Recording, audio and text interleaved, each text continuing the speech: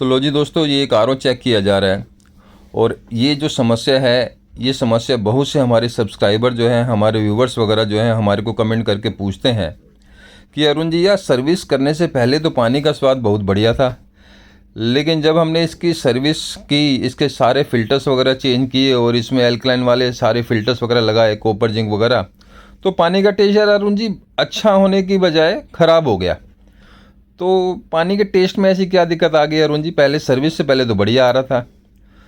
तो ये आपको दिखाते हैं, ये देखिए, ये इसमें जुगाड़ करके ये बूस्टर पम्प को थोड़ा सपोर्ट दे रखी थी।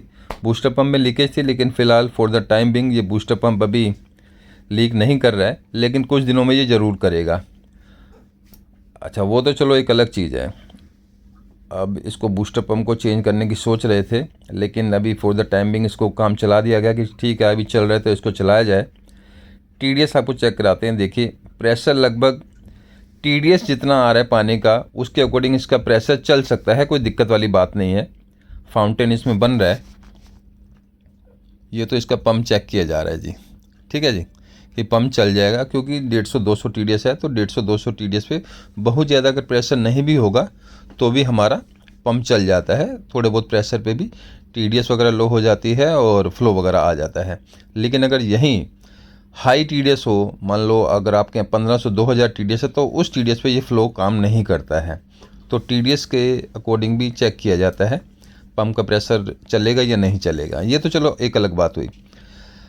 अब दिक्कत यहाँ पर ये आ रही है कि भाई अरुण जी, स्वाद क्यों चेंज हो गया? तो इसको चेक अच्छे से किया जा रहा है कि कहीं ऐसा तो नहीं पंप अभी भी लीक कर रहा है, कोई ड्रॉप निकल रही है, तो वही पानी फिर जो है लीक करेगा और प्योर पानी जो नीचे स्टोरेज टैंक है उसमें मिक्स होगा। तो अभी ये पंप जो है, हमारे टेक्नीशियन इसको चेक कर रहे हैं कि चल जाएगा, कोई दिक्कत नहीं, जब तक चल सकता है इसको खींचा जाए। अब टीडीएस आपको चेक कराते हैं। इधर रा पानी का टीडीएस लगभग 150-200 है, ठीक है। अब ज़्यादातर बंदों के यहाँ क्या होता है, अल्कलाइन कार्टेज नहीं लगा हुआ होता है या कॉपर जिंक कार्टेज नहीं लगा हुआ होता है, सिंपल एक मिनरल कार्टेज लगी होती है, या अगर अल्कलाइन भी लगा है या कॉपर भी लगा है तो डुप्लीकेट सा लगा हुआ होता है, जिसमें कि सिर्फ कार्बन भरा होता है, ठीक है। अब जब कार्बन ही भरा हुआ है तो भैया वो टीडीएस कैसे बढ़ाएगा? कोई भी ओरिजिनल कार्टेज वगैरह जो रहती है अल्कलाइन या कॉपर जिंक, वो टीडीएस को बढ़ाता है। अब पहले यहाँ पर लगा हुआ था जी डुप्लीकेट कार्टेज वगैरह, जिसमें कि सिर्फ कार्बन भरा हुआ था। रा पानी का टीडीएस आ रहा था 150-200 और प्योर पानी का आ रहा था 50 टीडीएस। अब 50 टीडीएस का पानी, 40-50 टीडीएस का पानी जी उन्हें अच्छा लग रहा था, लेकिन ये नहीं पता कि 40-50 टीडीएस का पानी बिना एल्कलाइन के टीडीएस कम था, कम से कम 90-100 होना चाहिए टीडीएस। एल्कलाइन लगा हुआ है तो कोई दिक्कत वाली बात नहीं है, 40-50 आ जाए चल जाएगा, लेकिन अगर एल्कलाइन नहीं लगा हुआ तो 40-50 टीडीएस कम हो जाता है।